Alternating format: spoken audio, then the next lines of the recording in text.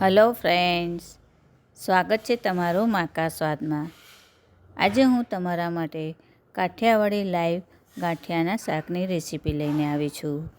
Recipe પસંદ પડે તો ચેનલને સબસ્ક્રાઈબ કરવાનું બિલકુલ ભૂલતા નહીં અને બાજુમાં રહેલા બેલ આઇકનને પણ જરૂરથી પ્રેસ કરજો, જેથી તમને મારા નવા વિડીયોની નોટિફિકેશન મળતી રહે। તો શરૂ કરીએ આજની મજેદાર રેસીપી। સૌથી પહેલાં આપણે ચણાના લોટનું બેટર બનાવી દેવાનું છે। તો એના માટે મેં આ અડધો કપ ચણાનો લોટ લીધો છે। તેની અંદર આપણે રેગ્યુલર મસાલા કરી દઈશું। તો 1 ટીસ્પૂન લાલ મરચું, 1/4 ટીસ્પૂન જેટલી હળદર, 1 ટીસ્પૂન ધાણા જીરું અને સ્વાદ મુજબ મીઠું, અને થોડું થોડું પાણી એડ કરી આપણે એનું બેટર બનાવીશું। ગાંઠિયા પડે એ રીતનું બેટર આપણે બનાવવાનું છે।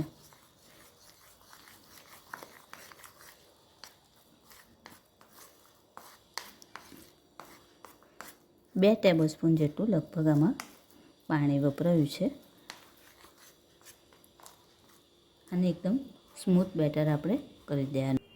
તો બેટર આપણું તૈયાર છે। બનાવવા માટે ગેસ ચાલુ મેં કરી રીતે કઢાઈ મૂકી દીધી છે। એની અંદર આપણે 1.5 થી 2 ટેબલસ્પૂન તેલ એડ કરીશું, થોડીક રાઈ અને થોડુંક જીરું એડ કરીશું।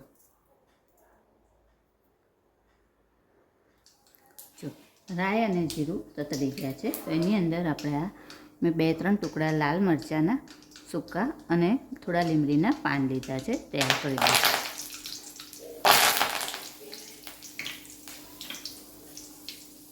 અને 1 ટેબલસ્પૂન જેટલી લાલ મરચું અને લસણની પેસ્ટ એને એડ કરી દઈશું।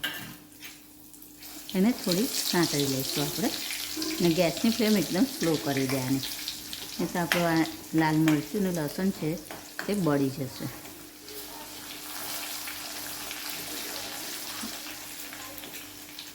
હવે એની અંદર બીજા મસાલા આપણે કરી દઈશું। 1/2 ટીસ્પૂન હળદર,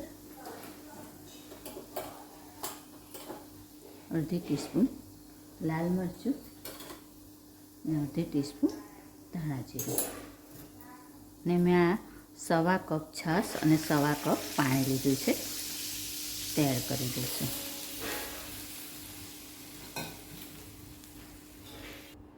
અને સ્વાદ મુજબ મીઠું એડ કરીશું,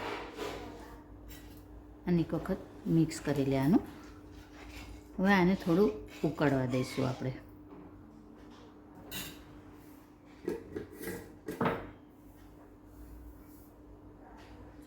આવી રીતે 5-7 મિનિટ ઉકળે છે, એની અંદર આપણે ગાંઠિયા પાડવાના છે। તો આવી રીતે આવો કાણાવાળો જારો લઈ લેવાનો, અને જે આપણે આ બેસન બનાવ્યું હતું, ખીરું બનાવ્યું હતું બેસનનું, તેમાં લઈ લેવાનું।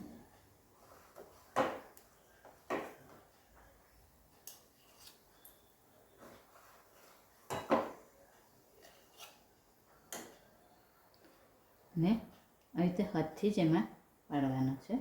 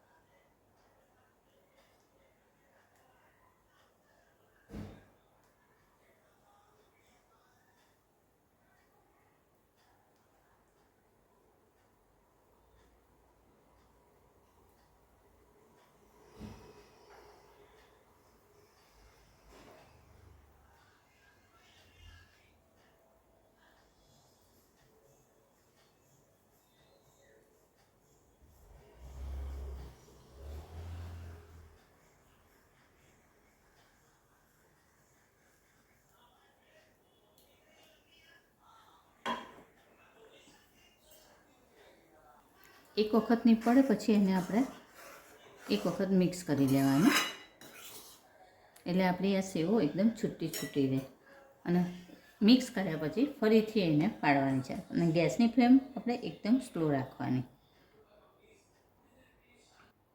બધી સેવ આવી રીતે પડી જાય, સેવ અથવા ગાંઠિયા પડી જાય પછી આપણે ગેસની ફ્લેમ સ્લો જ રાખીને એને ઉકળવા દઈશું. એટલે ગાંઠિયાને લીધે આપણી છાશનો જે રસો કર્યો છે તે ઘટ્ટ થઈ જશે. હવે આપણે ખટાશમાં છાશ લીધી હતી તો એને લીધે આપણે થોડુંક ગળપણ એડ કરીશું. તો અડધી ટીસ્પૂન જેટલી ખાંડ એડ કરીશું અને એને મિક્સ કરી લઈએ. હવે આપણો આનો રસો થોડો ઘટ્ટ થાય ત્યાં સુધી એને આપણે થવા દઈશું. તો શાક આપણું થઈ ગયું છે. આપણો રસો સરસ એવો ઘટ્ટ થઈ ગયો છે. તો હવે ગેસ બંધ કરીને આપણે એને સર્વ કરી લઈશું. તો તૈયાર છે આપણું કાઠિયાવાડી લાઈવ ગાંઠિયાનું શાક. ફ્રેન્ડ્સ, આવી જ બીજી અવનવી રેસીપી જોવા માટે મારી ચેનલને જોતા રહો, લાઈક અને શેર કરતા રહો. ચાલો ત્યારે ફરી મળીશું એક નવી રેસીપી સાથે. ત્યાં સુધી હેપી કુકિંગ. Thank you.